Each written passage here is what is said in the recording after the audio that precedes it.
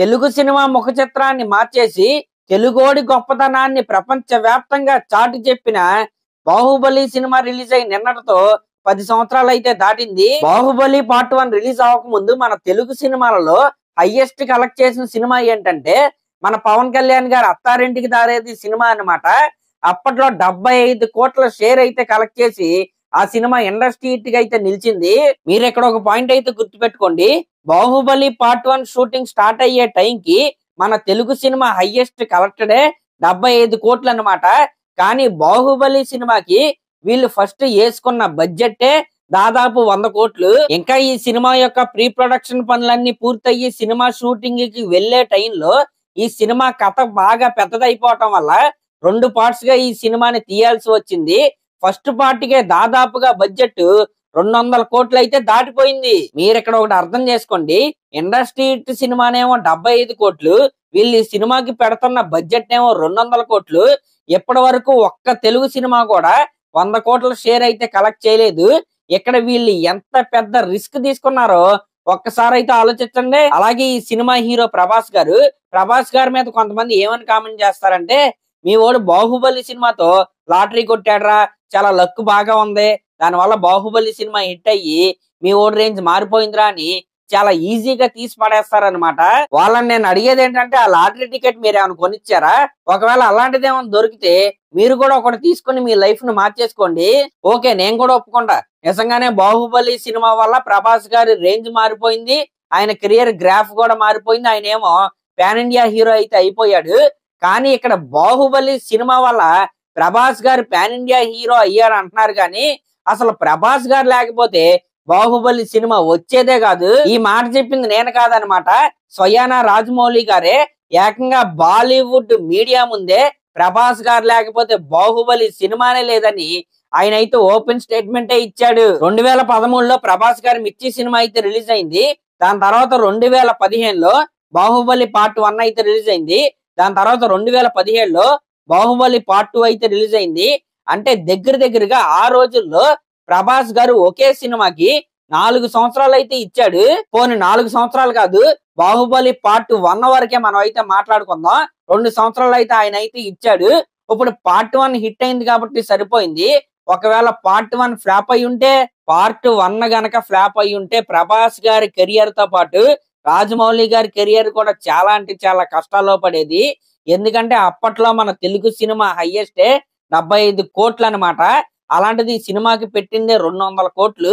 అసలు ఈ cinema flop అయి ఉంటే అసలు ఎంత కాస్ట్ ఫెయిల్యూర్ అయ్యేదో ఒక్కసారి అయితే ఆలోచించుకోండి. వీళ్ళందరూ కూడా చాలా అంటే చాలా రిస్క్ అయితే తీసుకొని ఈ బాహుబలి పార్ట్ 1 కే వాళ్ళైతే ప్రాణం పెట్టి అయితే పనిచేశారు.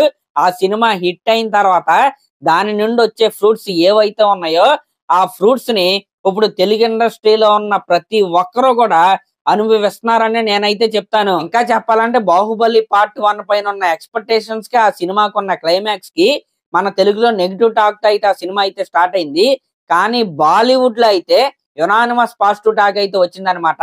మన తెలుగులో ఫస్ట్ డే అయిన తర్వాత సెకండ్ డే నుంచి సినిమా అయితే హిట్ టాక్ అయితే వచ్చింది. అలా బాహుబలి పార్ట్ 1 ఒక చరిత్ర క్రియేట్ చేసింది అనమాట. దగ్గరగా 600 కోట్లకు పైగా ఒక తెలుగు సినిమా కలెక్ట్ చేయగలదు అని నిరూపించిన సినిమా బాహుబలి. దాని తర్వాత బాహుబలి పార్ట్ 2 ఏదైతే ఉందో ఒక తెలుగు సినిమా 2000 కోట్లు కలెక్ట్ చేయగలదు అని నిరూపించిన సినిమా బాహుబలి పార్ట్ 2. ఇక్కడ కొంతమంది అయితే అడగొచ్చు, రాజమౌళి గారు డైరెక్టర్ కాబట్టి ప్రభాస్ గారు అన్ని సంవత్సరాలు అయితే ఇచ్చేసాడని. నేను చెప్పేది అదే అనమాట. ఓకే, ఆయన ఇచ్చేసాడు.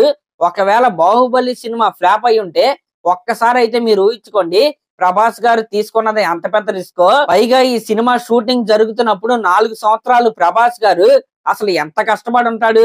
అంత కష్టాన్ని ఒకే ఒక్క మాట లాటరీతో తీసి పడేయటం ఏదైతే ఉందో నాకైతే అస్సలు నచ్చలేదు. అందుకే నేనైతే ఇదంతా మాట్లాడుతున్నా. ప్రతి ఒక్క హీరో కెరియర్ లో ఒక టర్నింగ్ పాయింట్ అయితే ఉంటది. ఆ టర్నింగ్ పాయింట్ వచ్చిన సినిమాకి లాటరీ అని పేరు పెట్టి దాన్ని పక్కన పెట్టడం ఏదైతే ఉందో అదైతే నిజంగా చాలా చవకబారుతనమే అని నాకైతే అనిపించింది. ఇంక ఇదంతా పక్కన పెడితే నిన్న రాత్రి బాహుబలి టీం మొత్తం కూడా నియర్లీ 1 డికేడ్ తర్వాత వాళ్ళైతే మళ్ళీ కలుసుకున్నారు. ఒక మీటప్ అయితే పెట్టుకున్నారు. ఇంకా ఆ మీట్ కి రమ్యకృష్ణ గారు, సత్యరాజ్ గారు, నాజర్ గారు, రానా గారు, ఇంకా మన ప్రభాస్ గారు, ఇంకా రాజమౌళి గారు ఇలా అందరూ అటెండ్ అయ్యారనమాట. కానీ నిన్న మీట్ లో హైలైట్ ఏంటంటే మన ప్రభాస్ గారి లుక్స్ ఏవైతే ఉన్నాయో ఆ లుక్స్ చూసిన తర్వాత ప్రతి ఒక్కరు ముక్త కంఠంతో అంటున్న మాట ఏంటంటే వింటేజ్ డార్లింగ్ ఈస్ బ్యాక్. ఈ పిక్సే కాదనమాట, మొన్న రీసెంట్ గా ఫౌజీ సినిమా సెట్ లో నుంచి ఒక పిక్ అయితే రిలీజ్ అయింది.